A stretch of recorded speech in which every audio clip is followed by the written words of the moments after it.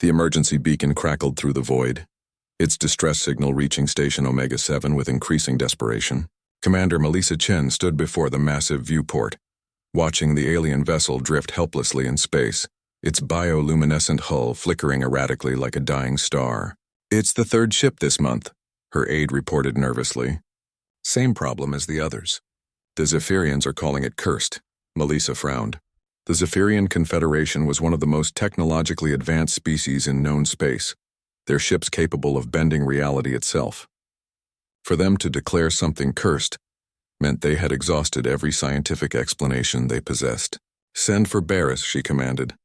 20 minutes later, Barris Kowalski shuffled into the command center, his tool belt jangling with an assortment of instruments that looked primitive compared to the station's gleaming technology. His weathered hands were permanently stained with engine grease, and his coveralls bore patches from a dozen different worlds. To most aliens, he appeared unremarkable. Just another human with their species' inexplicable talent for fixing things that shouldn't be fixable. "Another ghost ship?"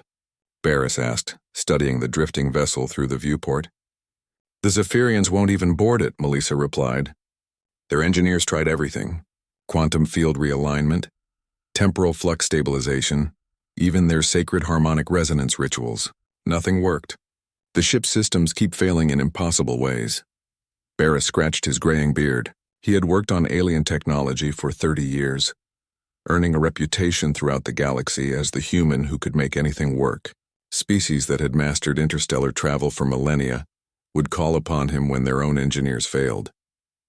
"What's the crew situation?" he asked. 12 Zephyrians aboard. Life support is holding, but barely. They're too scared to attempt repairs themselves." Within an hour, Barris found himself aboard the alien vessel, his magnetic boots clanking against the organic metal flooring. The ship's interior pulsed with a sickly green light, its walls seeming to breathe with mechanical distress. The Zephyrian crew, tall, ethereal beings with translucent skin, huddled in the central chamber, their usually confident demeanor replaced by something approaching terror. "The ship fights us," their captain explained in heavily accented standard. "Each repair we attempt, it undoes." As if possessed by malevolent spirits, Barris nodded thoughtfully. He had heard similar stories before. Alien technology often behaved in ways that defied conventional logic, especially when it incorporated biological components. The Zephyrians had evolved alongside their ships, creating vessels that were as much living organisms as machines. But sometimes that symbiosis broke down. He made his way to the engine room where the massive biomechanical heart of the ship writhed in obvious distress. Crystalline conduits pulsed erratically and the air hummed with unstable energy. According to his scanner, the quantum matrices were completely scrambled, a condition that should have been impossible to achieve accidentally. But Barris wasn't looking at his scanner. He was listening. Every species in the galaxy had developed technology that reflected their nature. The Zephyrians, with their deep spiritual connection to harmony and balance, had created ships that responded to emotional resonance. The Chromac built machines that operated on pure logic. The E3 crafted technology that mimicked their hive-mind consciousness. Humans, however, had always been different.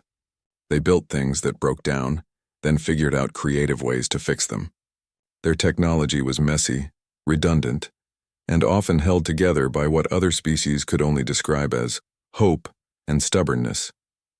But it worked, often when more sophisticated alternatives failed. Barris placed his hands on the ship's central processing node, feeling the chaotic vibrations through his palms. To a Zephyrian engineer, the ship's distress would be overwhelming, a cacophony of pain that their empathic nature couldn't tolerate. They would retreat, unable to function in the presence of such suffering. But humans had learned to work through pain, both their own and that of their machines. "Easy there," Barris murmured to the ship, his voice barely audible over the mechanical groaning. "Let's see what's bothering you."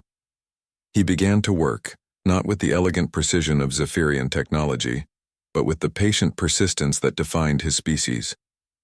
Where alien engineers sought perfect solutions, Barris applied patches, workarounds, and jury-rigged fixes.